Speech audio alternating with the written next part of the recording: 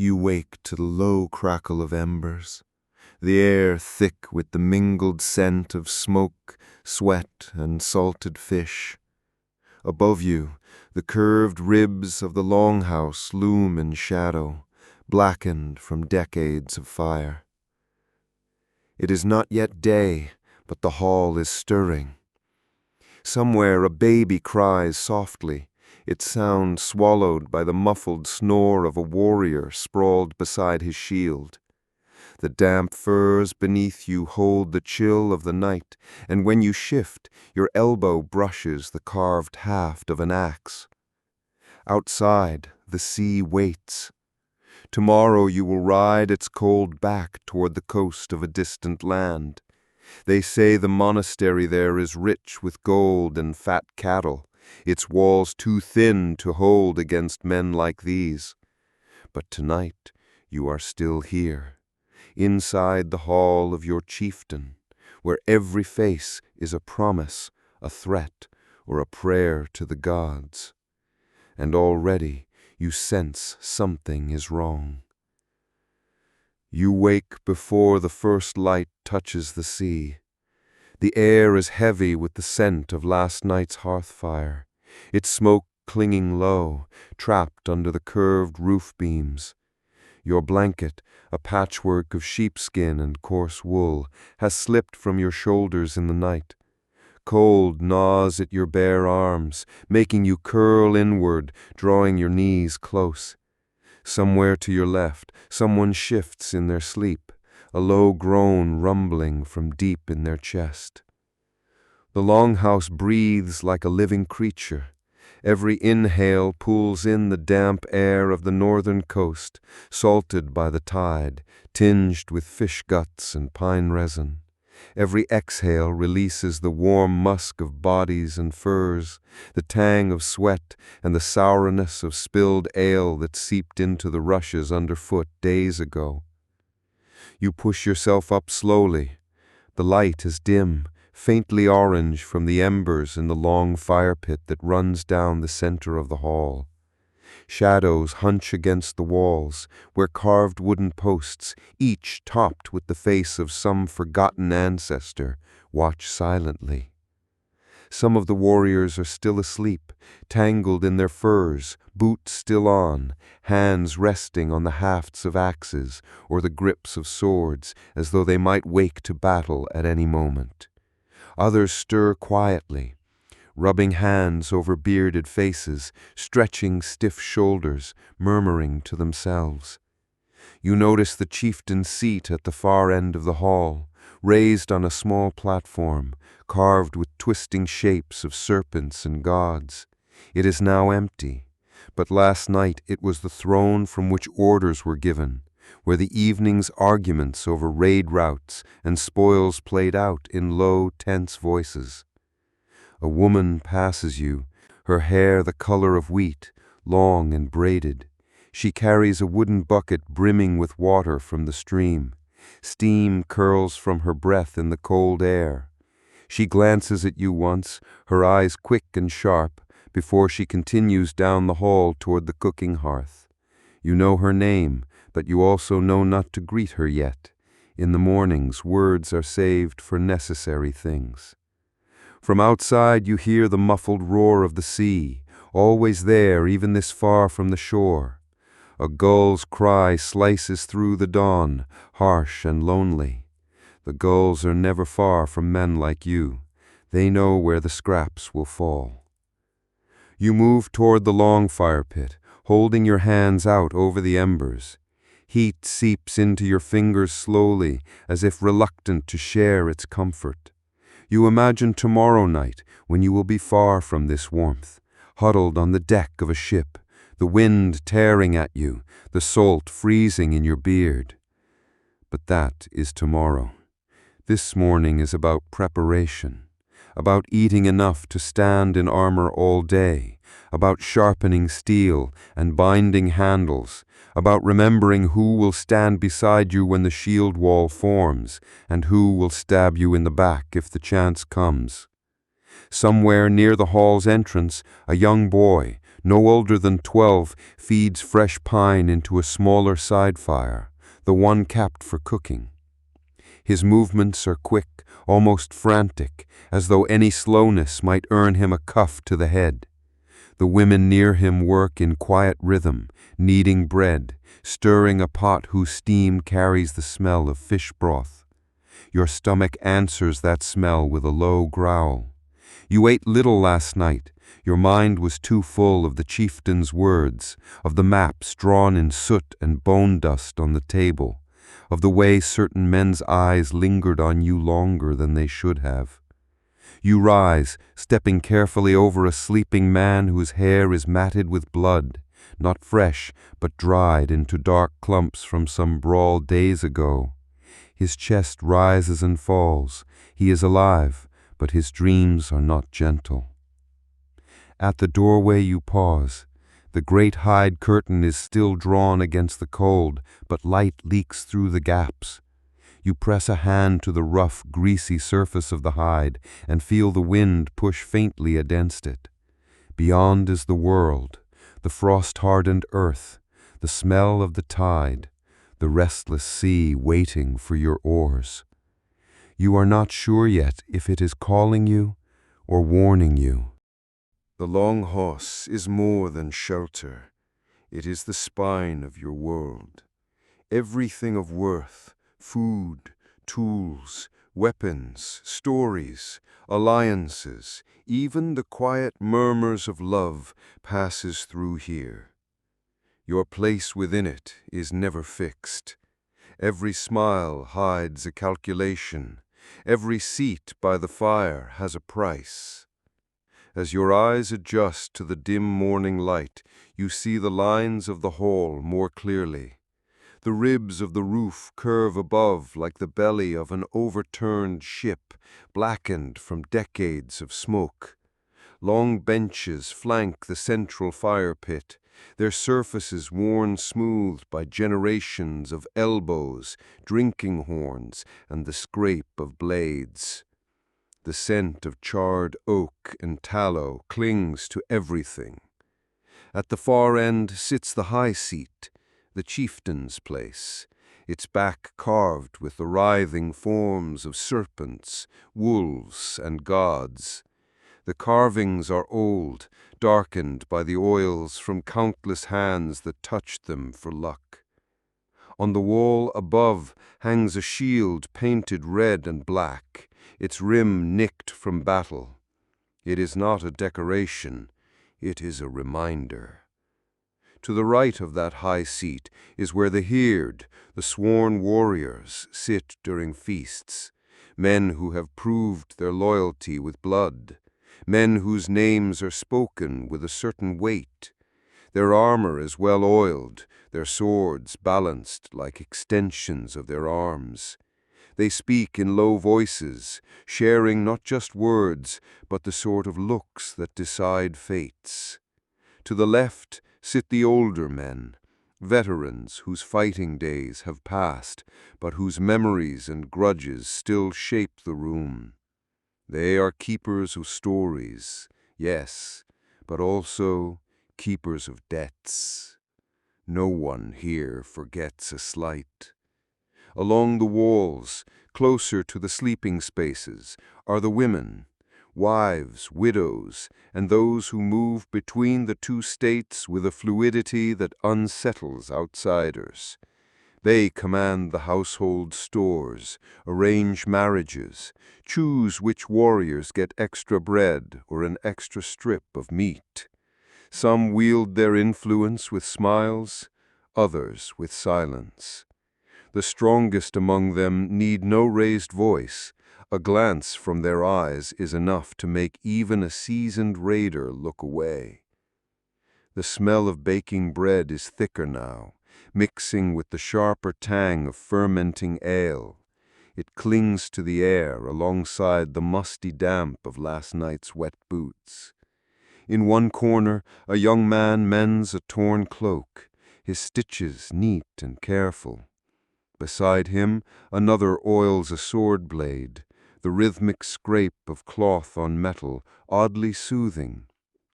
Your gaze drifts to a tapestry on the far wall, a sprawling scene of men in ships, sails full and shields bright along the sides.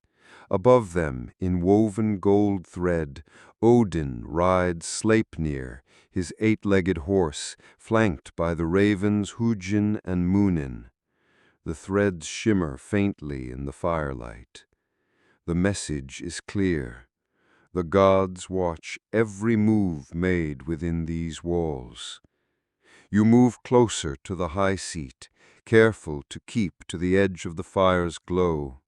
Already the chieftain's second in command is there, a man called Eric the Bray, named not for his hair, but for the way his eyes seem to drain the color from everything they look at. His gaze follows you for a moment, unreadable, before shifting back to a quiet conversation with one of the older men. It's a reminder. Here, every step you take is seen. Every word is weighed. From the shadows near the door, a voice calls your name. You turn to find Solvig, the chieftain's daughter, watching you. Her hair is braided in intricate knots, her cloak clasped with a brooch shaped like a wolf's head. She tilts her head toward the outer door, a gesture that is both invitation and challenge. You know better to ignore her. You follow her into the chill air beyond the hide curtain, the longhouse's warmth falling away behind you. The frost-crusted ground crunches beneath your boots. She does not speak at first, just walks toward the storage huts, her breath curling in white ribbons. When she finally stops, she looks at you as though measuring the worth of the words she is about to spend. They say there will be gold tomorrow, but gold draws more than the eyes of men. She leaves the meaning hanging there, turns and walks away, her cloak snapping in the wind. You stand alone for a moment, the wind tugging at your tunic, the smell of the sea heavy in your nose. The gods may be watching, but so are everyone else. You return to the long horse with the cold still clinging to your cheeks. Inside, the hall is awake now, the low murmur of voices layering over the steady pop and crackle of the fires. The smell of fresh bread is stronger now, pulling you toward the cooking hearth. Two women work the dough, broad-shouldered, with sleeves rolled up to the elbow. Their hands move with ease of long practice, push, fold, turn, sprinkle with coarse ground salt. The loaves are thick and heavy, made from barley and rye. You know the bread will be dense enough to crack if left too long by the fire, but soft enough now to soak in broth. Beside them, a torn turns a spit slowly, the skewered fish glistening in the firelight. Fat drips into the coals with a hiss, releasing a smell so sharp and oily that it makes your mouth water. A clay pot simmers nearby, the broth cloudy with root vegetables, fish heads, and a handful of dried herbs. It looks harmless, but you know better. In this world, a meal is never just a meal. The wrong piece of meat, left too long in the storehouse, tainted by damp, can fell a man as surely as a sword. A bitter herb can heal or kill, depending on the hand that serves it. Even ale, thick and sweet from honey, can be made dangerous if brewed poorly or laced with something that doesn't belong. At the far end of the fire, the chieftain's second in command, Eric the Grey, accepts a horn of ale from a serving woman. He does not drink right away. He swirls the liquid, watching the way the foam clings to the sides. Only when she drinks from the same horn does he lift it to his lips. You take a place at one of the benches, accepting a slab of bread from a young woman with quick eyes. Her fingers brush yours. An accident, maybe. Or maybe not. She places a wooden bowl before you, steam rising from the broth within. The surface is slick with fish oil, and the smell is both inviting and faintly sour. You dip the bread in first, letting it soak until it's soft enough to tear with your teeth. It's warm, heavy in your stomach, grounding you in a way only real food can after days of travel and cold. Around you, the sounds of eating blend with quiet conversation. Not loud laughter, not yet. The room is still measured, cautious. People watch each other over the rims of their bowls and horns, gauging moods, listening for words that carry weight.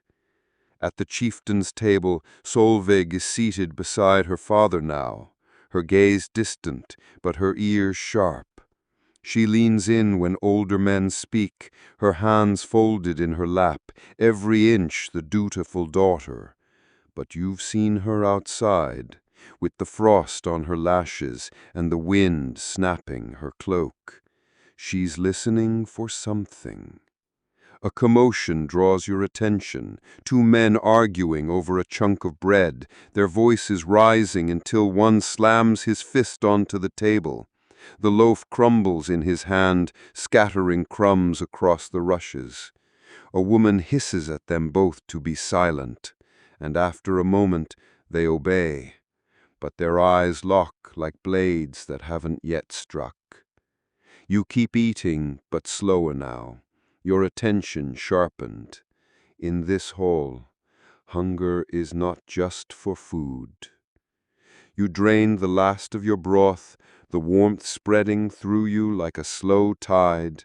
When you set the bowl down, you see Eric's gaze resting on you again, steady, cool, unreadable.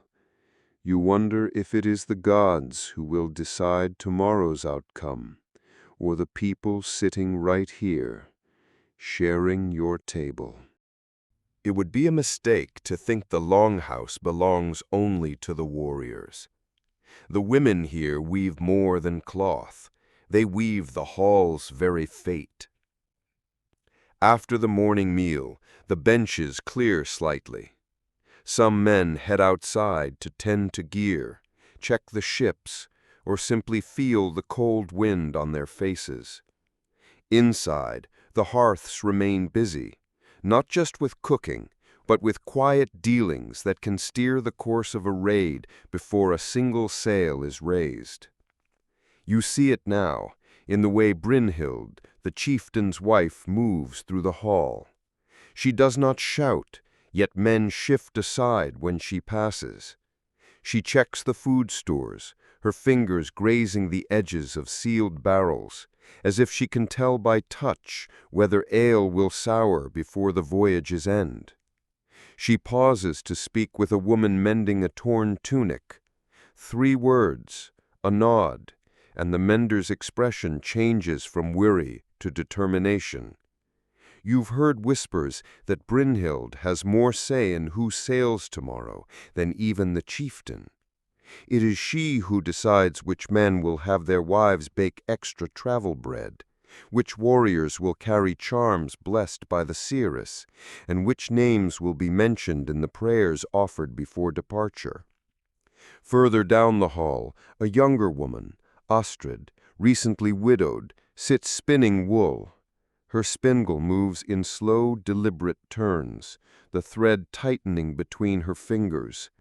Men pass her, some offering a smile, others a muttered greeting. She answers them all with the same unreadable expression. Her husband fell on the last raid, his share of the spoils claimed by another man before his body was cold. But Astrid has not left the Longhouse. She still eats at the chieftain's table, still wears a silver brooch at her shoulder. Some say she is promised to Eric the Grey. Others say she has no need for promises, only patience.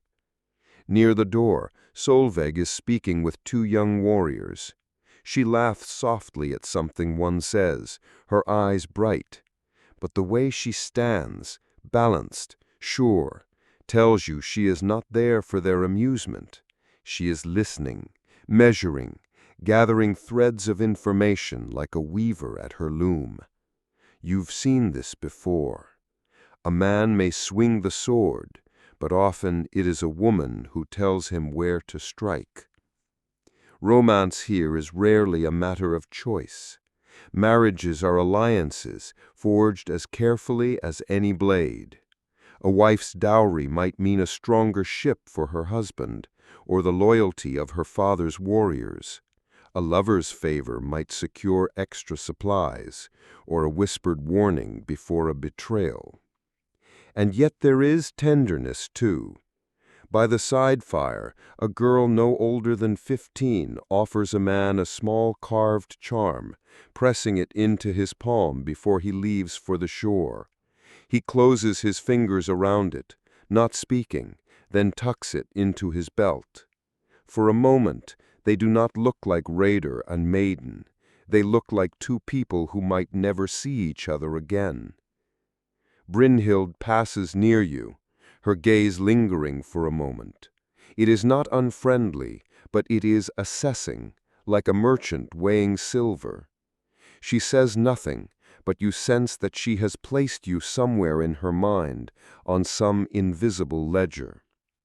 You realize that tomorrow's raid will be decided as much by these quiet glances and small exchanges as by the edge of any blade. In this hall, power rarely shouts, it whispers. By midday, the Longhouse is thick with voices. The fire burns brighter now, fed with fresh pine logs, sending sharp resin-scented smoke curling upward to the smoke hole.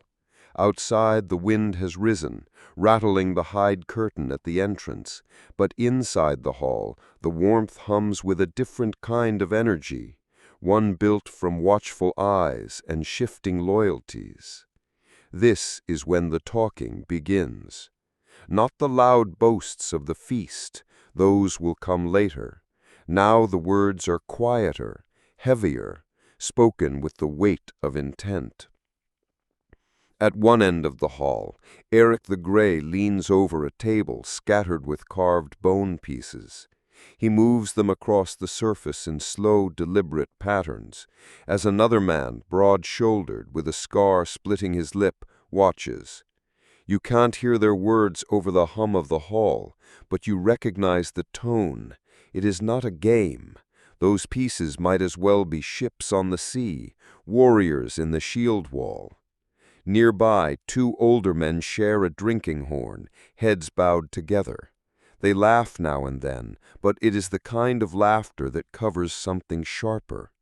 One of them glances towards you, then away, his expression unreadable. You take a place near the center fire, knowing that here you can hear more than you are heard. The smoke rises slowly, blurring faces at the far end of the hall, but you catch fragments of conversation as people pass. She swore the spoils would be shared. Gold from the south, enough to, if his oar breaks, it will not be by accident. Solveig moves among the warriors, her hands full of carved wooden cups, refilling them with ale from a clay jug. She does not linger with anyone for long, but you notice how certain men straighten when she approaches, how others fall silent until she has passed. She is gathering more than empty cups. The smell of drying fish hangs in the air, mingling with the sharper scent of oil from newly sharpened blades. Along the wall, a man works a whetstone in slow, steady strokes, the rasp of metal on stone cutting through the low murmur of the room. Another knots leather straps around the haft of his axe, his fingers quick and sure. You watch as Brynhild sits at the chieftain's right, her embroidery frame balanced on her lap. She seems absorbed in her work, stitching a long red thread into the shape of a serpent, but you notice how she tilts her head slightly when certain voices rise. She does not speak, yet nothing escapes her. A sudden burst of laughter draws your gaze to a small group near the door. They are playing Hnefatafl, the king's game, with a board carved into the table itself. The pieces clack softly as they move, and the men argue over rules that need no arguing. But you see the truth in their eyes. Every move is a test of patience, every capture a reminder of what tomorrow might bring. A man you know only as Kettle the Black sits beside you now. His beard is thick and unkempt, his eyes bright with a restless energy. He leans in, speaking low. They'll say there's enough silver for all, but you know better. Keep your share close and your friends closer. Before you can answer, he rises, milting back into the shifting tide of the hall. You sit a little straighter, feeling the weight of the unspoken oaths that hang in the air here. Every man and woman in this hall will walk into tomorrow with promises in their pockets. Some will keep them, some will not. By mid-afternoon, the Longhouse empties a little. Some head down toward the shore to check the ships. Others scatter to storage huts and animal pens. You follow the sound that rises above the wind, the steady, rhythmic clang of metal on metal. The smithy is not far, its low roof huddled against the wind like a stubborn beast. Smoke seeps from its gaps, tinged with the acrid bite of burning charcoal. Inside, the heat hits you like a wall, thick and dry against the chill you've carried since morning. Hakon the smith is at the forge, his arms bare to the shoulder despite the cold. Soot streaks his face, his hair damp with sweat.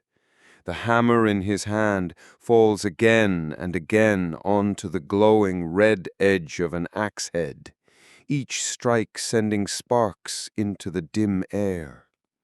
Around him, the tools of his craft hang from pegs, tongs, chisels, swages, their surfaces blackened from years of fire. The anvil is worn smooth in the center, a testament to thousands of blows. He pauses to thrust the metal into the coals, pumping the bellows with his foot until the fire roars hotter. The smell of heated iron mixes with the sharp tang of singed leather. On a bench nearby lies a short sword, its blade newly polished, the fuller catching the light in a clean line down its center.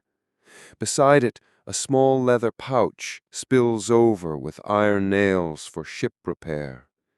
Tools for war, tools for survival. They rest side by side, as if the gods made no distinction. In the corner, a small wooden idol of Thor stands on a shelf, bearded, hammer raised. Offerings are scattered at its base, a strip of dried fish, a bead of amber, a few copper coins.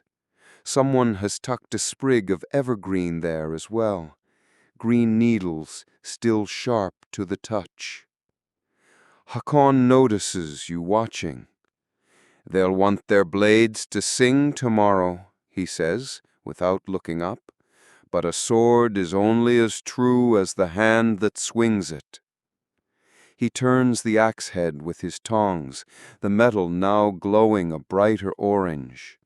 With a grunt, he hammers again, each strike precise, as if he can pound not just shape, but destiny into the steel.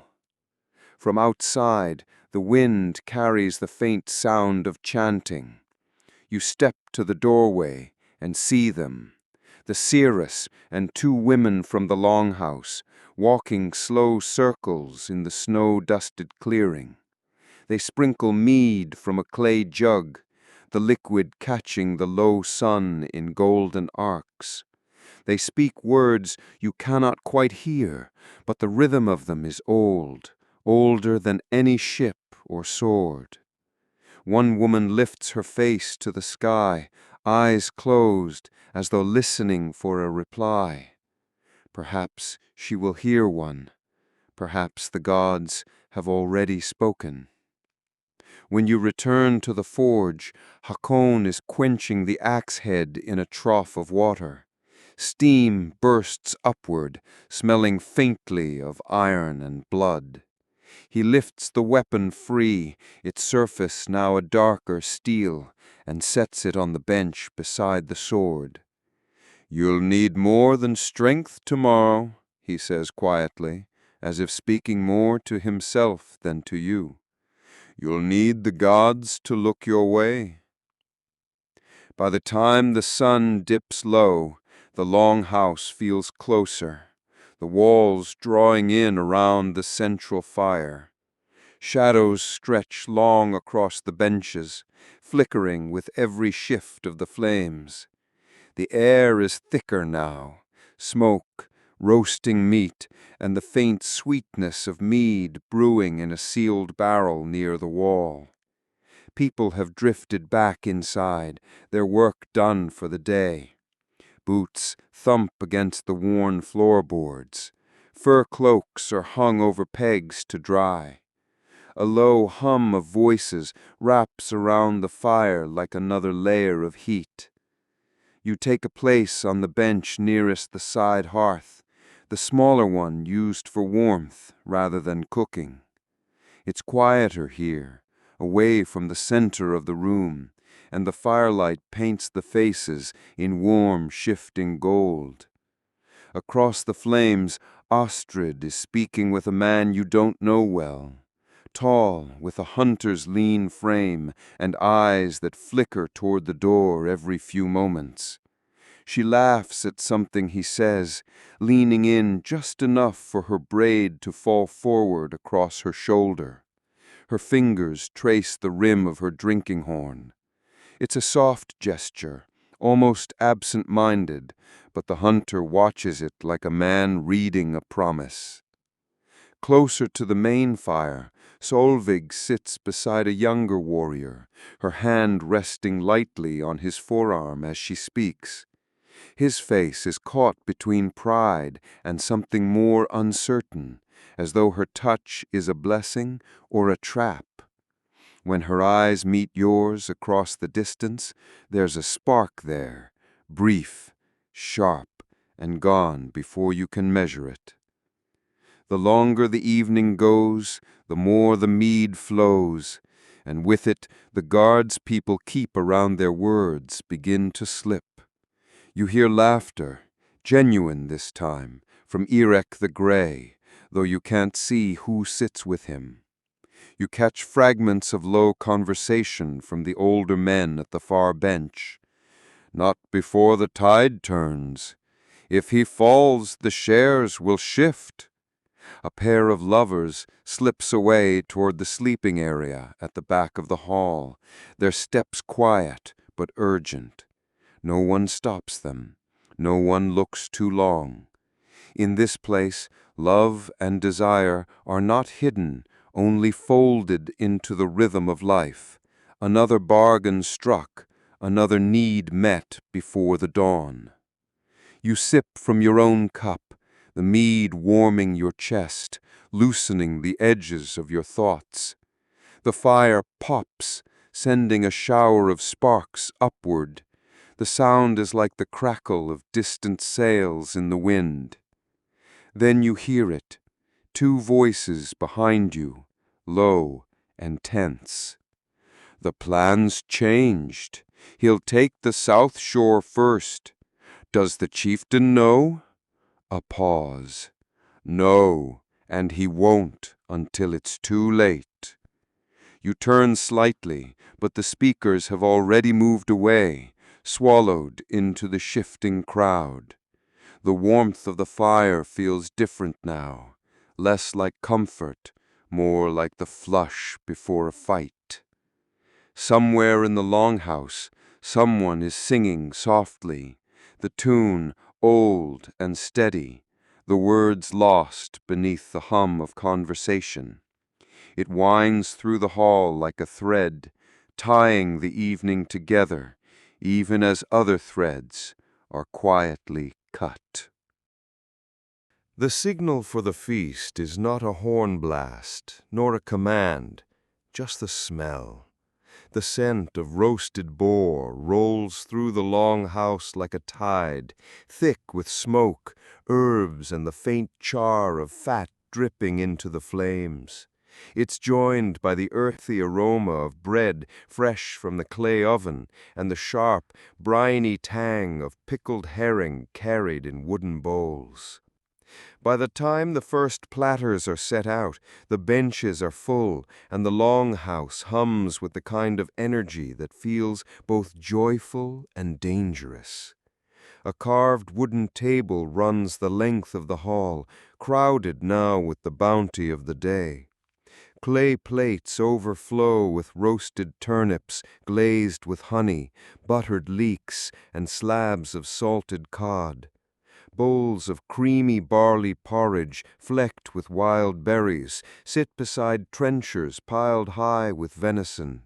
Mead flows freely, poured from horned pitchers into cups of wood, horn, and clay. The chieftain sits at the high seat, his shoulders draped in a heavy bear pelt, a gold arm-ring catching the firelight.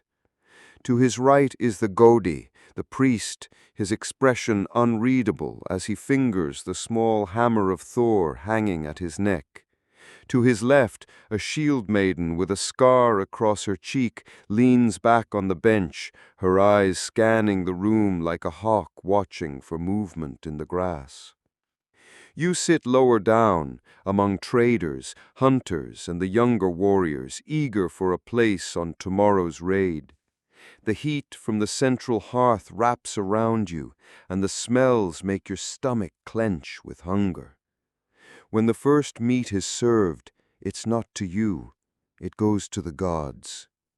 The Godi stands, takes a hunk of the boar, and holds it over the fire, murmuring words older than the walls themselves. The fat sizzles and pops, sending smoke curling upward toward the smoke hole in the roof. The rest of the hall quiets, eyes on the offering. To Odin, All-Father, for victory. To Njord, for fair winds. To Freya, for the hearts of men and women alike. The first drink is poured into the fire, steam and scent rising in a rush, and then the feast begins in earnest. You tear into the bread, warm and dense, spreading butter so thick it runs over your fingers. The meat is rich, the fat melting on your tongue, chased by the sweetness of honeyed mead. You eat with your hands, as everyone does, and the clatter of cups and bowls is drowned out by the growing roar of voices. Men slam their cups together in toasts. Women laugh and lean close to whisper into ears. Dice roll across the tables, small carved bones clicking against the wood as wagers are placed. A few men are arm-wrestling near the far wall, their faces red, muscles trembling, while others cheer and slap the table. But beneath the laughter, you feel it, the undercurrent. It's there in the quick glances between certain men, in the way one warrior's hand lingers too long on his knife hilt when the chieftain speaks, in the brief silence when someone mentions the South Shore. You catch Astrid's eye across the table. She doesn't smile this time. She just tips her cup slightly toward you, as though in warning, and then turns to speak to the hunter at her side. The night is loud, bright, and warm, but it is not safe. The feast has reached that stage where the food has been pushed aside to make room for the drink. The benches are sticky with mead, the air a haze of wood smoke and candle grease. Somewhere, someone is singing a verse about a raid in the west, half remembered and out of tune, but it's swallowed by the laughter and the pounding of fists on the table. It is in this shifting blur of noise that the oaths begin. The Godi rises once more, his eyes glinting like a raven in the firelight. He lifts a horn filled to the brim and calls for silence. The hall settles, if only slightly. His voice carries through the thick air. Now we bind ourselves for the morrow. Speak your oaths before the gods and before your kin, for no man can unmake a word spoken in Odin's hearing. One by one, warriors stand. Some vow to bring back more silver than the last raid. Others swear to take the life of a man who wronged them, naming him in front of all. One young man, his hair barely grown into a warrior's braid, promises to strike the first blow when the monastery walls fall, earning a ripple of approving shouts from the older fighters. Then comes the chieftain. He stands slow, deliberate, the bear pelt shifting over his broad shoulders. His voice is not loud, but it carries with the weight of authority. Tomorrow we take not just gold, but glory. We take the blessings of the gods from the hands of cowards. We take their land, their food, their sons if they are strong enough, and their daughters if they are fair enough. A roar rises from the benches, horns are lifted, drinks are spilled, and a few bang their shields against the wall. The oaths grow stranger as the drink deepens. One man swears he will not cut his hair until he has killed 3 enemies with the same blade. Another vows to eat the heart of the first man who falls beneath him. The Godi nods approvingly at each one, his lips twitching in what might be almost a smile. Then Astrid stands. The noise dips, just a fraction, but you feel it. She steps into the firelight, her scar catching the glow. Her voice is even, unhurried. I vow, she says, to return home with more than silver. I vow to bring back the truth, and I swear on Thor's hammer that those who betray their own will not live to see another feast. The silence after her words is heavier than the smoke. Some look away, some grip their cups tighter. The chieftain's smile doesn't reach his eyes. Your skin prickles. In this hall, words are sharper than blades, and Astrid has just thrown hers across the table for everyone to see. You can't help but wonder, is she speaking of someone in this hall? And if so, how many already know? The Longhouse sleeps unevenly. Some lie sprawled in drunken stupor, snoring like boars, their hands still wrapped loosely around empty horns. Others murmur in half-dreams, the crackle of the dying hearth fire painting shadows over their faces. Outside, the wind rattles the thatch and brings with it the scent of the tide, thick with seaweed and the promise of a hard crossing tomorrow. You lie on your side, back pressed against the rough curve of a shield hung on the wall. The straw beneath you scratches, and the warmth from the feast's fire has already begun to fade. You can hear the rustle of bodies shifting in their sleep, the wet cough of an old man somewhere near the far wall, and the faint drip of rainwater from a beam above. It's then you notice the other sound. Not the restless breathing of sleep, but voices, low, cautious, just beyond the main beam where the sleeping space turns dark. You close your eyes, feigning sleep, and let your ears do the work. He suspects nothing, a man's voice says. You can't place it yet, but it's rough and tense. He will, comes the reply, a woman's voice, quick, clipped. You saw how she spoke tonight. It was a warning. A pause. Footsteps shift in the straw. You'll deal with her then? The man asks. Silence long enough for your heart to thud twice. She won't see another sunrise, the woman says finally. You feel it then. Not just the cold seeping into your bones, but the weight of those words settling like a stone in your chest. Astrid, they're speaking of Astrid. You strain to hear more, but a muffled cough from a sleeping warrior nearby breaks the thread. When the voices return, they've shifted further away, swallowed by the creak of the walls and the sigh of the wind. You keep still. The urge to sit up, to follow them, itches at the back of your skull, but in this world, even a glance in the wrong moment can mark you as a threat. You are not here to take sides. Not yet. Somewhere close, Astrid sleeps, or pretends to. Tomorrow, the ships will push out into the gray dawn, and the raid will begin. But you know now that there's more than silver and glory at stake. There's blood promised, and not just from the enemy. You awaken before the horn, not from any dream, but from the cold. The embers in the hearth are gray now, a faint hiss and occasional pop, the only sign of life. Your breath rises in the dim light, misting in the air, and you pull your cloak tighter.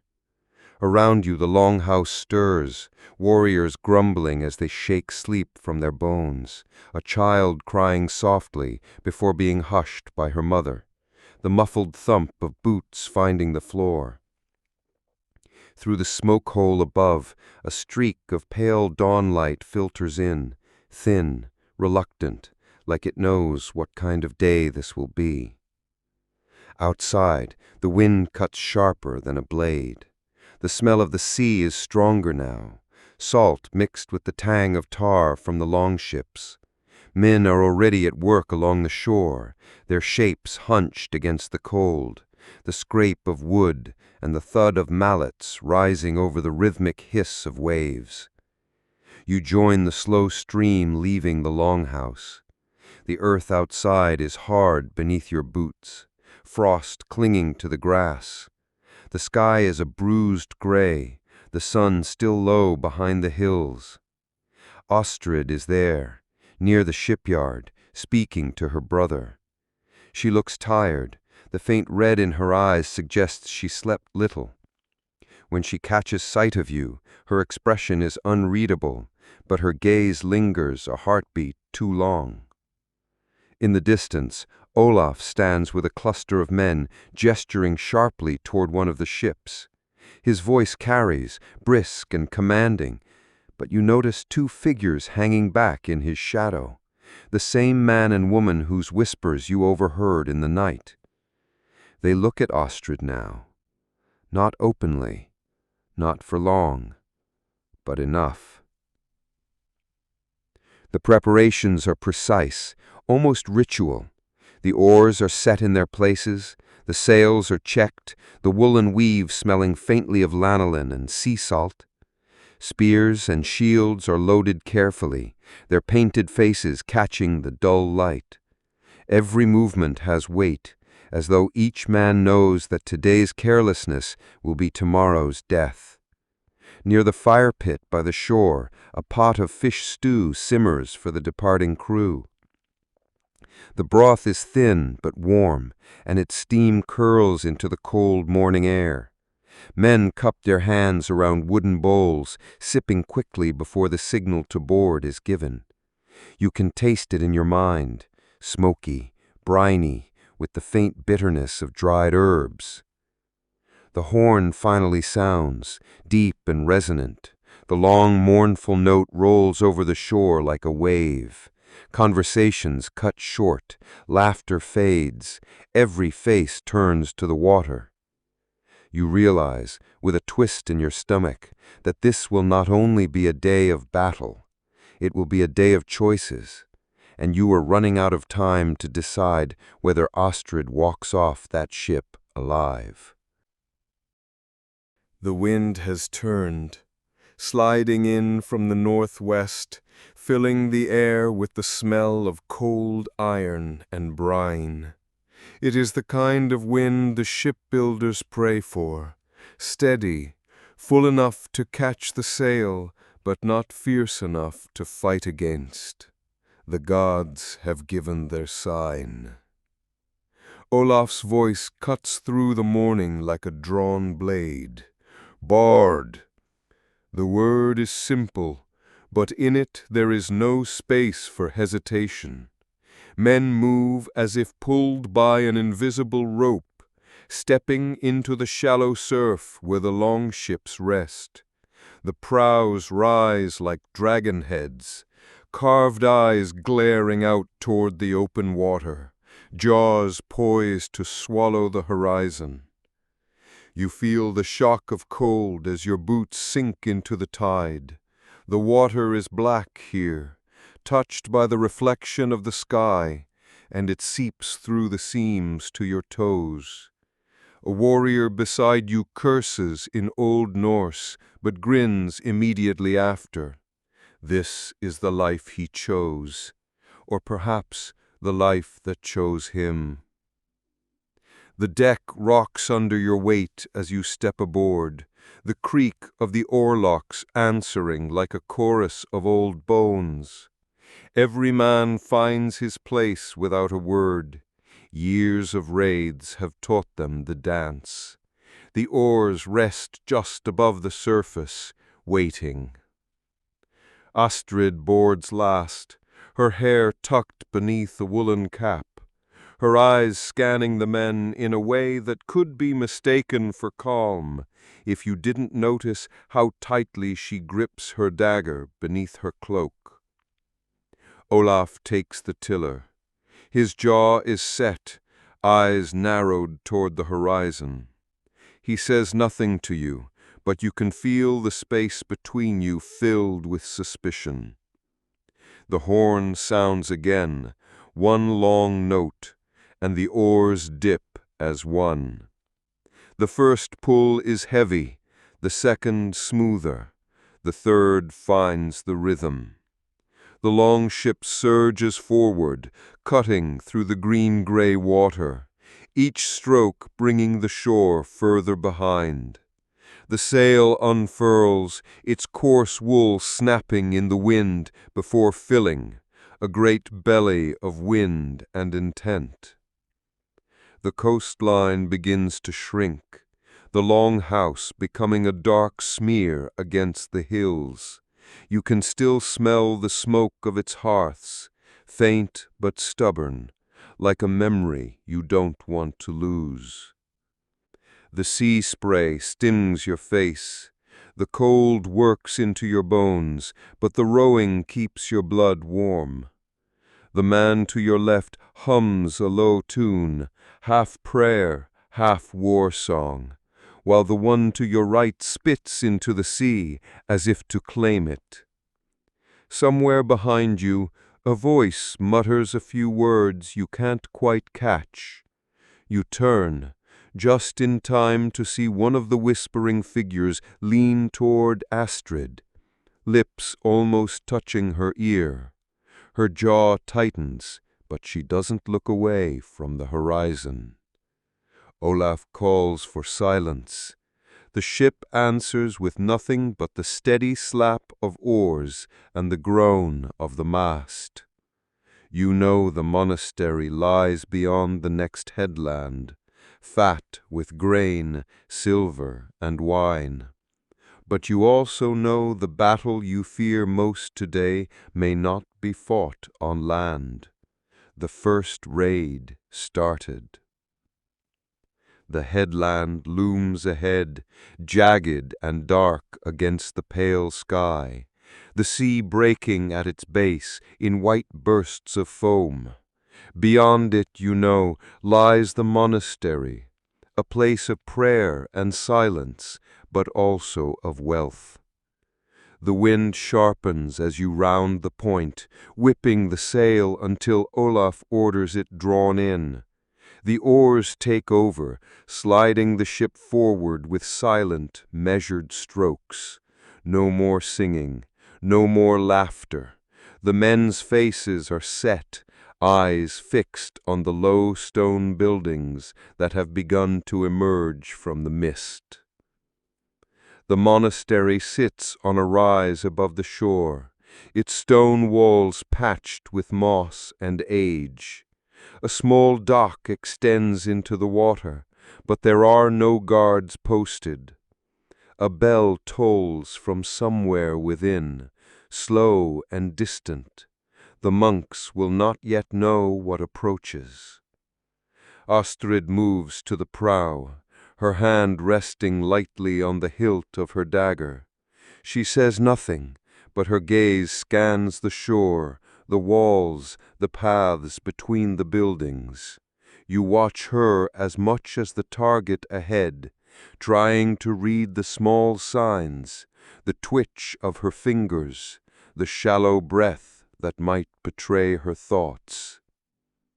Olaf's voice comes low. Remember, quick, clean, take what we came for, and be gone before their god wakes. The prow grinds into the wet sand. Men leap overboard, their boots splashing through the surf. You follow, the cold climbing your legs like claws, but the momentum of the raid drives you forward. Your feet hit the shore. The first warrior ahead of you kicks in the monastery's gate. It bursts inward with a splintering crack, and the quiet courtyard inside blooms with shouts and motion. A monk stumbles out of a side door, his eyes wide, clutching a wooden cross to his chest. He tries to speak, but the words are lost beneath the roar of a war cry. He falls before you can see whose blade finds him. You move past, stepping into the main hall. The air is thick with incense and candle smoke. Wooden chests line the walls, and on the altar sits a great silver chalice, gleaming even in the dim light. One of your companions, Leif, grabs it, grinning like a boy who has stolen a loaf of bread.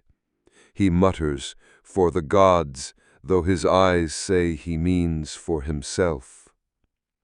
Somewhere outside, a scream cuts through the noise, sharp and female.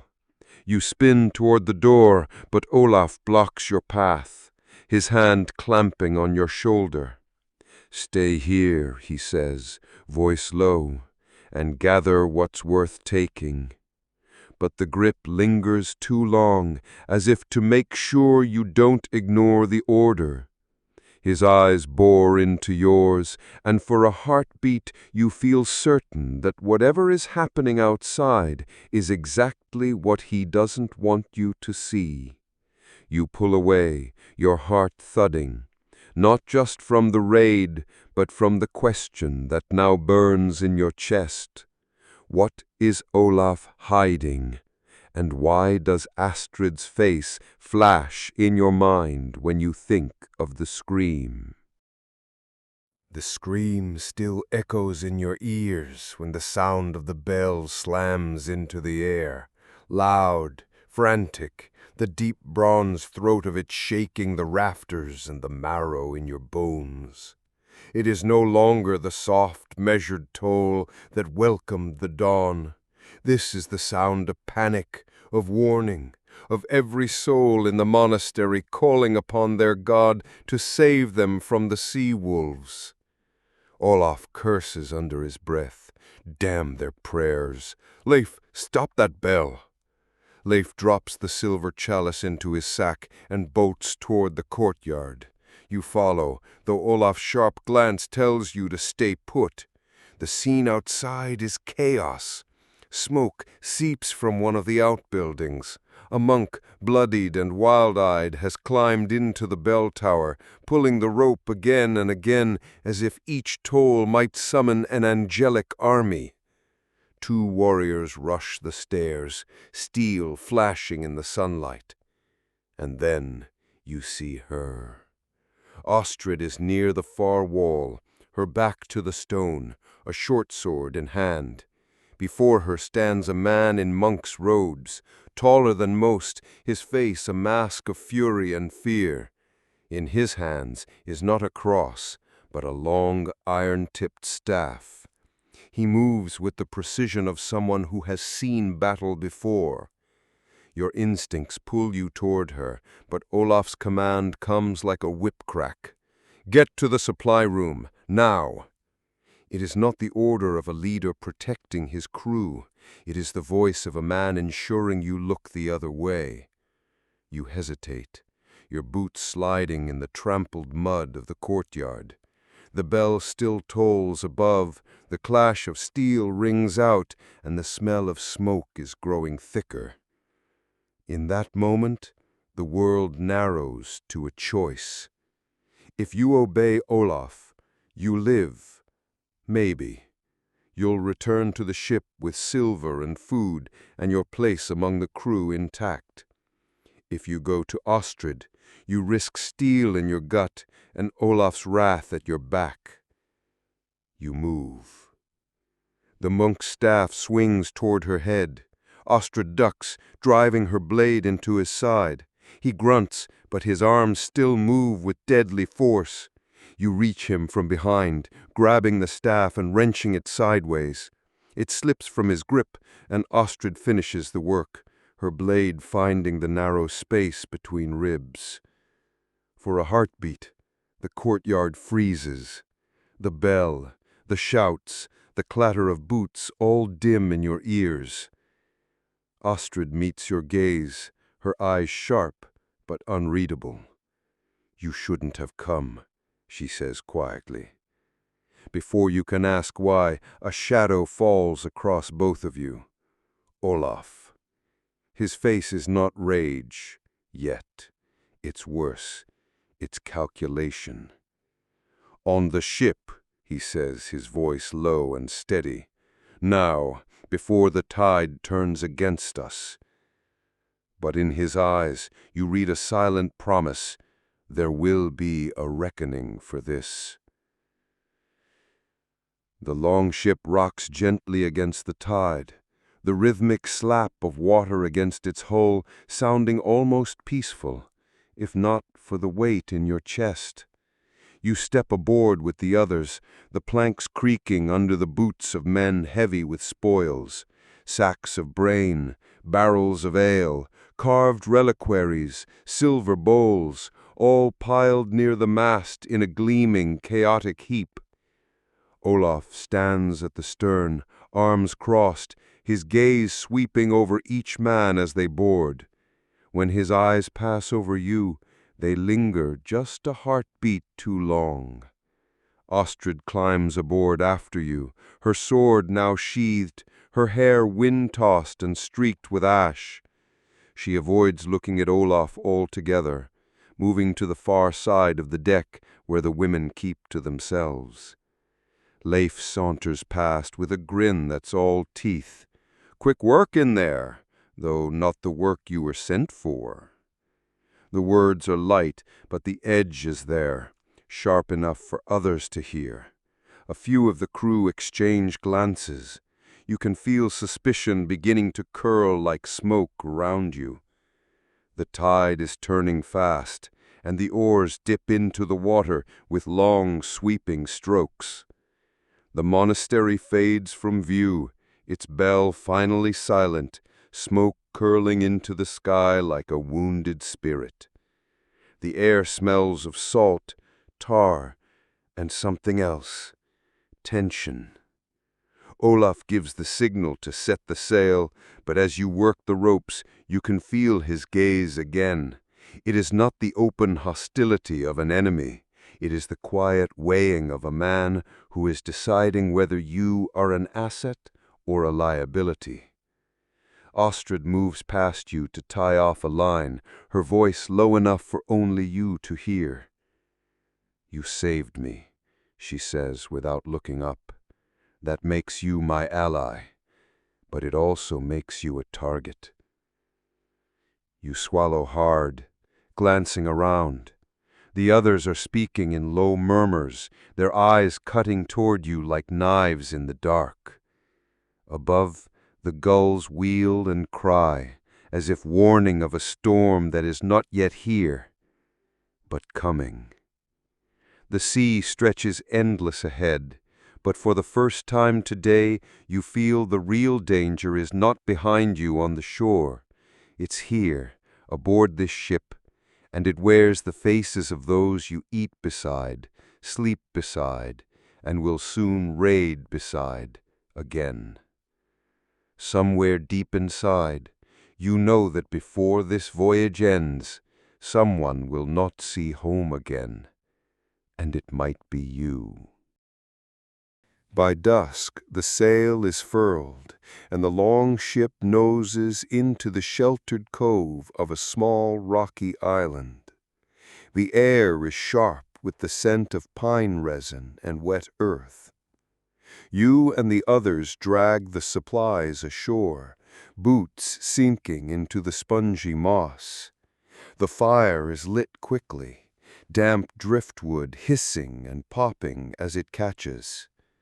Orange light flickers over the weathered faces of the crew, casting shadows that move like restless spirits. The spoils from the raid are stacked near the fire, guarded by two men with axes across their knees. Olaf claims the best spot, leaning against a boulder with a skin of ale, watching everyone as if he owns them, which, in some ways, he does. Astrid sits apart, her blade across her lap, running a whetstone over the edge. Each scrape of stone on steel is a warning, though she keeps her eyes on the fire. The meal is simple: smoked fish, hard bread, and dried berries. You eat slowly, every mouthful tasting faintly of salt and smoke. The conversation is muted, as if everyone feels the same unspoken weight. Leaf eventually moves toward you, crouching low so only you can hear. His smile is wrong, too calm, too sure. "Olaf thinks you've grown too close to her," he murmurs, tilting his head toward Astrid. "And some think you hesitated in the raid. Not a good look." You set your bread down, meeting his eyes. "And what do you think?" "I think," he leans in so close you can smell the mead on his breath, "men who are accused too loudly rarely live to answer the charge. But men who have allies," he gestures toward himself, "those men tend to survive." It's not an offer. It's a trap disguised as one. You glance toward Astrid. She's watching you now, though her face reveals nothing. The fire crackles, and the shadows grow long. Somewhere in the dark beyond the tree line, an owl calls. Leaf is still crouched beside you, waiting for your answer. In the stillness, you feel the weight of choice. If you take his offer, you're aligning yourself with the most dangerous tongue in the crew.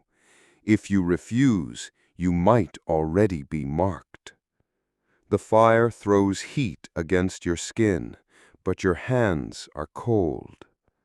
Above you, the stars are beginning to show, each one a distant witness to the oaths men make and break under firelight. Night deepens. The fire burns low, little more than embers now, and most of the crew lie sprawled under cloaks, their breaths steaming in the cold air. The sea murmurs against the rocks beyond the trees, an endless, restless song. You are almost asleep when a shadow crouches beside you. A hand shakes your shoulder, lightly but with intent. It's Olaf. "Up," he says quietly. "Walk with me." You obey, heart thudding in your chest. He leads you away from camp, past the line of sleeping men and women, past the stacked spoils, into the dark pines where the wind whispers through the needles. The smell here is rich, sap, damp bark, and the faint tang of distant smoke. He stops when the fire is just a distant glow between the trees. "I hear things about where your loyalty sits. I don't like hearing them." You stand very still. Olaf reaches into his belt and pulls out a small pouch. He tosses it to you. It lands in your hands with a solid weight. Coins, silver by the sound of them. "By dawn, I want this delivered to a man in the fishing village we passed 2 days ago. He will give you something in return, something for me, not for the crew. You tell no one, not Leif, not Astrid. Understand?" You blink. The village is half a day's walk. "You'll be back by sunrise if you don't waste time." There's a look in his eyes that says this isn't just an errand. It's a measure, a private test. Fail, and you're done. "And if someone sees me," you ask, "then you'll need to make sure they don't live to speak of it." The words are casual, but the meaning is iron. He steps back, letting the darkness swallow him, leaving you alone with the pouch and the knowledge that no matter which path you take, go, refuse, or tell someone, you are stepping into a game that will end in either trust or death. Somewhere far off, you hear the low call of a horn, not from your camp. It's faint, but enough to make your skin crawl. You grip the pouch tighter, feeling the cold metal shift inside, and wonder if Olaf's test has more than one set of eyes watching. The night air bites at your cheeks as you leave the thin circle of firelight behind. You move quickly, but not too quickly. You know haste can be as loud as clumsiness in the dark. The pouch hangs heavy at your side, each soft clink of silver reminding you that this is no ordinary errand. The forest swallows sound. Your breath and the crunch of frost underfoot are the only steady rhythms. Every so often, a distant snap of a branch halts you in your tracks. You hold your breath, waiting to hear if it's an animal or something worse. The moon is your only lantern, filtered through the branches. It paints the ground in pale shapes, making shadows look like crouched figures. You remember tales told in the Longhouse about Draugr, the restless dead, wandering in search of the living to punish. Tonight, you are not sure they are only stories. After an hour, the trees thin, revealing a faint glow on the horizon, the fishing village. You crouch at the edge of the path, scanning for movement. Nothing, but the distant bark of a dog and the flicker of a torch near the shore. You make your way down, sticking to the shadows between huts. The air smells of salt and old nets, mixed with the sour tang of rotting fish. Most of the village sleeps, but the man you seek is waiting, lean, bearded, eyes darting like a fox's. He doesn't greet you, just extends his hand. You place the pouch in his, feeling the weight leave you. In return, he slips you a small, wrapped bundle, cloth bound tight with twine. Whatever is inside is solid, yet light. You're about to ask what it is, but his gaze sharpens and he hisses, "Go, quickly." As you turn, a torchlight flares at the other end of the village. Shouts follow, men's voices, angry and closing in. The man who gave you the bundle disappears into the shadows, leaving you alone in the open. You run. The cold air cuts your lungs, the sound of pursuit rising behind you. The forest swallows you again, but not before you hear words that freeze your blood. "They're with the raiders! Kill them before they get away!" The bundle feels heavier now, as if it carries not just whatever Olaf wanted, but your own fate. Every step back to camp is a race against the voices closing in through the dark. By the time the flicker of the Longhouse fire comes into view, your legs ache and your throat burns from the cold air. You slow your pace as you approach, not because you want to, but because charging in would draw every pair of eyes. The bundle is still tucked under your arm. The twine has cut into the cloth from your grip, and you feel a faint shape through it, smooth, cold, metallic. You want to look, but something in you whispers that knowing now might be worse than not knowing at all. Smoke drifts upward from the central roof vent, carrying the smells of roasting meat and pine resin. The voices inside are loud, too loud for this late hour. As you push aside the hide door, heat rushes over you like a wave, and the noise breaks over your head. Men crowd the benches, mugs in hand, their laughter edged with something sharp. Mockery, perhaps, or the kind of drunken joy that can tip into violence without warning. You catch Olaf's eyes across the fire pit. He is speaking low to the Jarl, his face unreadable. One of the younger warriors, half drunk and grinning, calls out, "Back from the night like a thief, are you?" A few heads turn. You feel their gaze travel over you, measuring, weighing, deciding if you belong here at all. Olaf moves before you can answer. He takes the bundle from your hands, not even looking at you, and places it on the Jarl's table. The Jarl studies it, then slowly undoes the twine. Inside lies a silver idol, small enough to fit in your palm, shaped like a crouching figure with the head of a wolf. Its eyes are tiny rubies, catching the firelight. The Jarl lifts it as though it is heavier than it should be. "From Lindisfarne," he says softly, and the Longhouse quiets. "You've heard the name before. A monastery raided seasons ago, rich with gold, but cursed in whispers." Olaf glances at you. "They followed you, didn't they?" His tone is not accusing, more like he already knows the answer. You nod once. The Jarl leans forward. "Then they will come before dawn, and if they come, they will burn this place." The weight of the night settles in your chest. You've carried danger back here, danger wrapped in cloth and silver.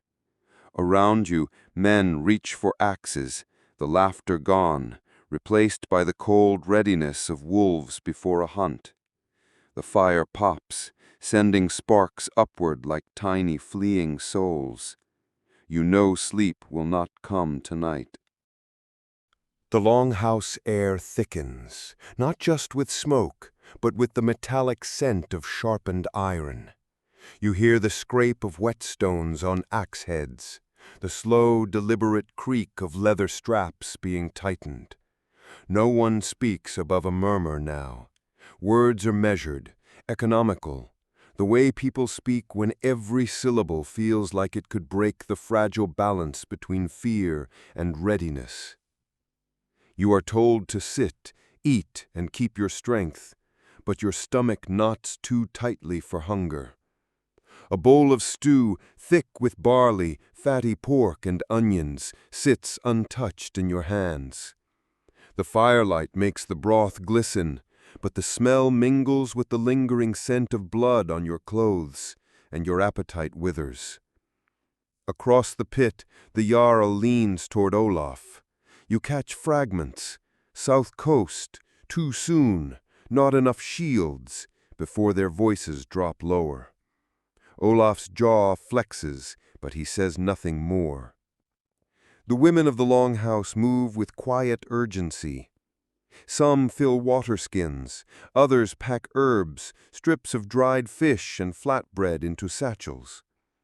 One older woman, hair silver and bound with a leather cord, ties amulets onto warriors' wrists, muttering prayers to Freya for love, to Odin for victory, to Thor for protection. When she comes to you, she pauses, her eyes narrowing slightly, as though she sees something others do not. She slips a piece of knotted red thread into your palm. She says, "Don't untie it, not until the sun rises."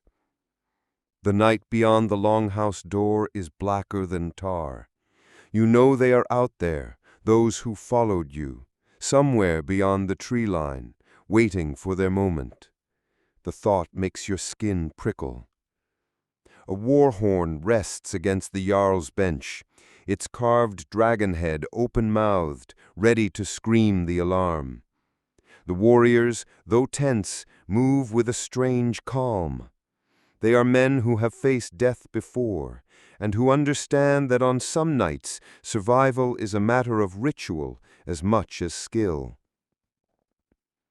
You lie on your bedding, but your eyes stay open, following the flicker of firelight against the beams. The red thread still rests in your palm. You curl your fingers around it. Somewhere in the darkness outside, a wolf howls. It is answered not by another wolf, but by the sharp, high note of a human whistle. Every warrior in the room freezes. The whistle is short, too short to be a signal between hunters, too deliberate to be random.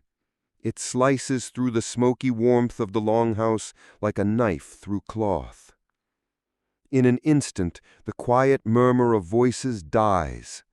Every warrior is on their feet. Shields are snatched up from the walls, axes pulled from beside bedrolls.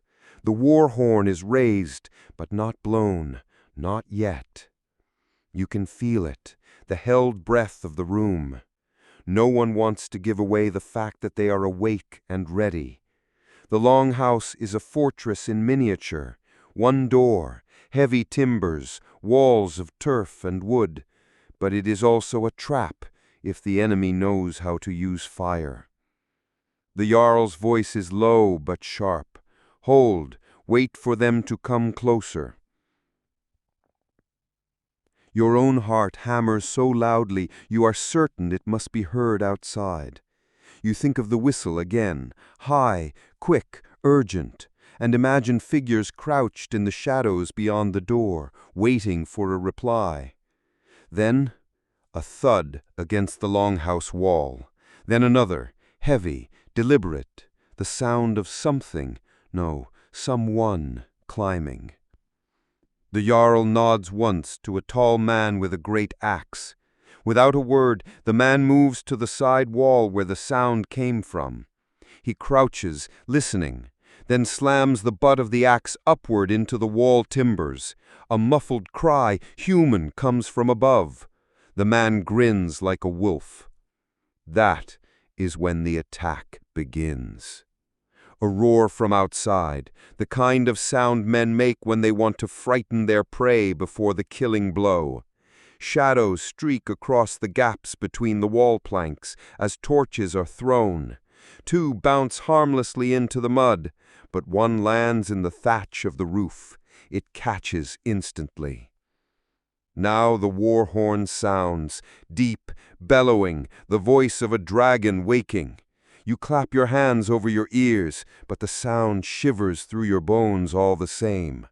The warriors pour out into the night. The Jarl grabs you by the arm, not roughly, but with a grip that leaves no room for refusal. The Jarl says, "Stay behind the hearth. Don't move unless the roof falls in." Smoke is already curling down from above. The smell is sharp, bitter.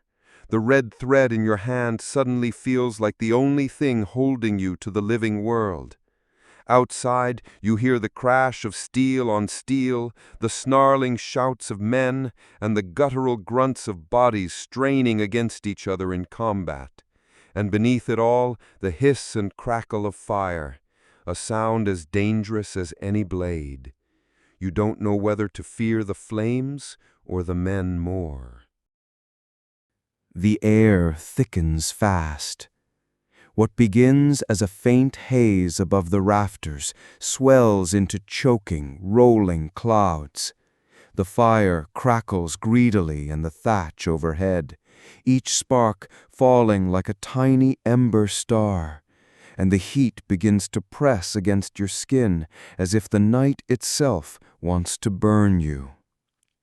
You crouch lower, pulling the wool of your tunic over your nose and mouth, just as you've seen the women do when drying fish over heavy smoke.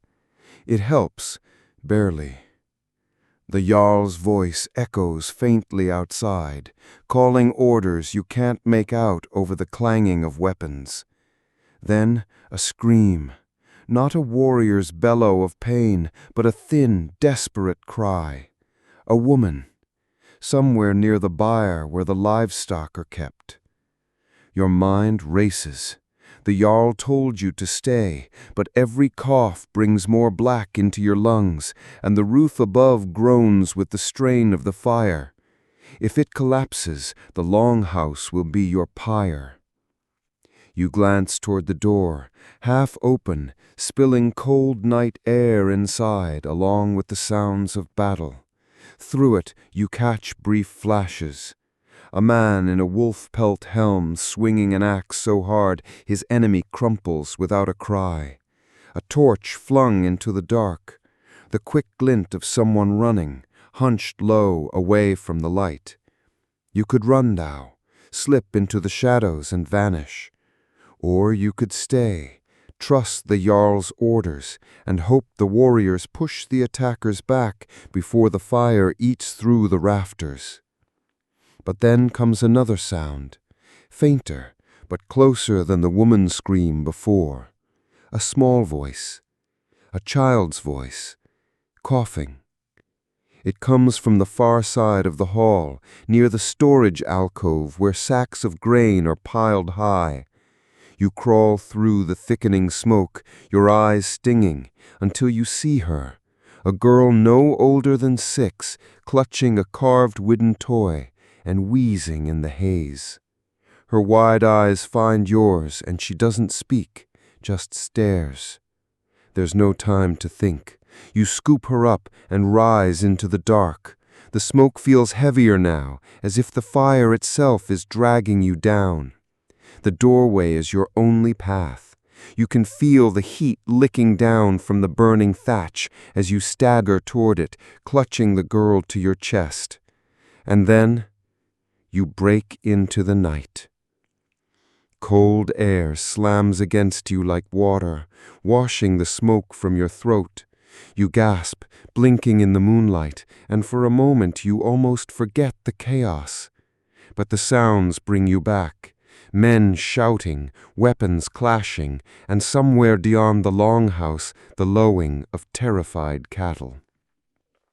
The girl is still coughing, but she's alive. You set her down beside the sheltered side of the Longhouse, where the wind carries less smoke, and she clings to your sleeve. You look toward the battlefield. Warriors of your own hall are locked with the attackers in brutal close combat, shields smashed into faces, spears thrust into bellies. The Jarl sees you and points toward the byre. His voice cuts through the night. "Get the animals out, before they burn!" And just like that, You have a new choice. Rush into the byre to save the hall's livestock, or keep the child safe and hidden until the fight is done. Either way, someone will judge you by what you choose. You don't have long to decide. The child's small hand grips your sleeve with surprising strength, but the Jarl's command still hangs in the air like a thrown axe, heavy, spinning, and impossible to ignore. You press the child's hand into a gap between two stacked logs at the longhouse's sheltered side. "Stay here," you whisper, trying to make your voice sound certain, as though you were about to walk into the dark, with fire and steel on either side. The byre squats at the far end of the yard, a low building of rough timber and sod roof, half hidden in the shadows of the palisade. You move toward it, crouching low, every muscle in your body on edge. The ground is churned to mud by running feet, and your boots slip as you pass the hall's water trough. The air smells of scorched thatch and trampled hay, thick with the copper tang of blood. At the byre door, you hear them, your cattle lowing in distress. The goats bleat sharply, and you can almost feel their fear through the timbers. You pull the heavy latch and push the door wide. Inside, it's darker than the night outside. The animals shift nervously, their eyes reflecting what little light comes from the moon behind you. You whisper soft words you've heard the herdsmen use, old, simple phrases meant to calm beasts in storms. But then something shifts in the shadows at the far end of the byre. Not an animal, a figure. He steps forward, slow, careful. His hair is pale, almost white in the moonlight, and his face carries the lines of a man past 30 winters. But it's his cloak you notice first, rich, deep red, clasped with a silver pin shaped like a serpent. You've seen that clasp before, at the last thing, when traders and jarls from up and down the coast gathered to argue over fishing rights and borders. It was worn by a man who spoke against your jarl, loudly, bitterly. And now he stands in your byre. "You're not supposed to be here," he says in a low voice, as if speaking to a wayward child. His accent is from the fjords farther north, his words clipped and hard. You glance toward the animals. The man follows your gaze, and a faint smile crosses his face. "Take them," he says quietly, "and your jarl loses his winter meat. His power will crumble by spring." This isn't a simple raid. This is calculated, political. The man tilts his head. "Help me drive them out the gate, and I'll see you are rewarded. Silver, enough to leave this hall forever." The animals shift nervously again, and you realize the smoke from the burning longhouse is starting to creep in even here. You could turn and shout for the jarl's men right now, but the red-cloaked man is close enough that he'd silence you before your second breath. You are trapped between betrayal and loyalty, between surviving the night and keeping your honor. The man waits. The smoke thickens. "You have to choose." The red-cloaked man's voice is calm, but the tension in the byre feels like a drawn bowstring. Somewhere beyond the palisade, men are shouting in the night, and the dull thump of an axe splitting wood rings out. The fire has not reached the byre yet, but the smoke is beginning to taste bitter on your tongue. You weigh the man's offer. Silver enough to leave this life, escape the harsh winters, the ceaseless oaths, the fear of dying in some nameless inlet during a raid. It is tempting. The promise of freedom always is. But silver can buy safety only for a season. Reputation, honor, lasts generations. In a world where a man's word is the only chain that binds him to others, what would it mean if you broke yours tonight? The Jarl has fed you, kept you within the Longhouse walls, trusted you with shield and spear. And this man, this serpent, has only offered wealth for treachery. The goats bleat again, and a cow kicks at its tether. The red cloak stirs slightly as the man shifts his weight. You have seconds before the smoke kills them, he warns. Your choice. You meet his gaze and see no fear there, only certainty. He expects you to take the silver. He expects you to be like him. That thought steals you. You take a step forward, not toward the gate, but toward the serpent pin. The man notices too late. You lunge, grabbing the cloak with one hand and shoving him against the rough timber wall. He's strong, but surprise gives you an advantage. Your forearm presses into his throat, pinning him. He struggles, his boots slipping in the straw, and in that moment you shout, loud enough to cut through the chaos outside, "To me, the buyer!" Your voice rips through the night, and within seconds you hear the pounding of feet. The man's eyes widen, and for the first time you see him afraid. Two of the Jarl's men burst through the door, axes in hand. They don't ask questions. One grips the man's arms, while the other wrenches the serpent pin free. It clatters to the floor, and in the dim light you see it clearly, a silver serpent swallowing its own tail. The Jarl himself appears in the doorway a moment later, his hair wild from the smoke, his eyes sharp as a raven's. He takes in the scene with a single glance.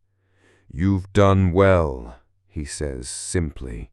No smile, no embrace, just the acknowledgement of one warrior to another. The red-cloaked man is dragged out into the night, cursing in his northern tongue. You release a breath you didn't realize you'd been holding. The animals are safe for now. The fire hasn't yet reached the buyer.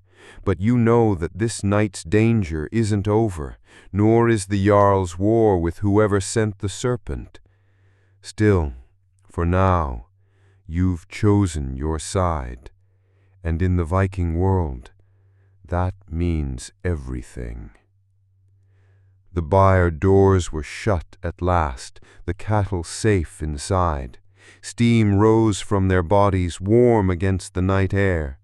The fire had been beaten into nothing but a smoldering heap, and the scent of wet ash clung to your skin. The spy was dragged away under torchlight, his eyes darting between the men who held him. There would be no mercy, not here, not after this. Still no one spoke of his fate tonight. Judgment could wait until the morning. One by one the villagers returned to the Longhouse, feet heavy, shoulders bent. The raid would still go on tomorrow, but for now the only battle left was with exhaustion. Inside the fire was stoked, and mugs of ale passed to trembling hands. You sat, feeling the ache in your bones, your heartbeat slowing at last. The sounds outside faded, until only the muffled wind remained. The Longhouse breathes in slow, steady rhythms now. The voices that roared in anger and triumph hours ago have fallen to whispers, then to nothing at all. Only the soft creak of the rafters and the occasional sigh from a sleeper break the stillness. Outside, the embers from the night's fire glow faintly in the cold air, like the last heartbeat of some great beast that has finally lain down to rest. They will be gone by sunrise, leaving only the blackened stones behind. You lie there with eyes half closed, the smell of smoke still woven into your hair, the taste of salt and ash still on your lips. The warmth of the hearth no longer feels like safety, only a fragile truce between the world's hunger and your own will to endure. Here, survival is not just about the sword. It is the art of reading the faces around you, knowing when to speak, when to stay silent, when to give loyalty, and when to hold it back. It is learning which storms you can withstand and which you must bend before. It is weathering the winters, the lean seasons, the sickness that creeps in when you are least prepared. It is knowing that even a night of victory can leave you weaker than you began. And yet, in the dark, you remember the way people leaned on each other tonight, the way the Longhouse closed ranks, the way the fire was fought not by one but by all. Strength was never just in the swing of an axe. It was in the hands that reached for yours without asking. You wake before the others. The Longhouse is still, save for the faint crackle of the dying hearth. The air is thick with the mingled scents of last night's feast, wood smoke, fat, and the sharp tang of ale still clinging to the benches. A single ember glows red in the ash, pulsing faintly like the last heartbeat of a giant. Around you, men and women sleep where they fell. Some lie sprawled near the fire's warmth, others curl against the walls, wrapped in wool and fur. A child stirs in its mother's arms, whimpering in a dream. You can hear the quiet wheeze of the old thrall in the corner, his breath rattling but steady. Even the hounds are still. You move slowly, careful not to wake anyone, and step toward the doorway. The heavy wooden door groans on its hinges, and a spear of cold dawn air cuts across your face.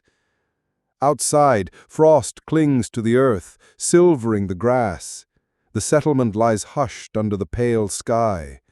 Beyond the byre, smoke from the fire still rises in a thin, wavering column, a reminder of how close it came to swallowing the cattle, and with them the winter's survival. You stand there, breathing the air, tasting the salt of the distant sea. It is hard not to think of what the day will bring. The raid will go on, that is certain. There will be rowing and shouting, steel meeting flesh, plunder taken and blood spilled. But here, in this moment, there is only the fragile peace before the first footstep stirs it. In the Viking world, survival is never just a matter of strength. It is knowing when to hold your tongue and when to speak. It is guarding your honor, but also guarding the life that carries it. It is enduring the cold, the hunger, the sudden fever that takes a child in the night. It is navigating the tangled web of oaths, kinship, and suspicion. It is learning that sometimes the deadliest blow is struck not with a blade, but with a whispered word. Last night, you saved what could be saved, and yet victories here are never whole. The spy will not be the last. The fire will not be the only danger.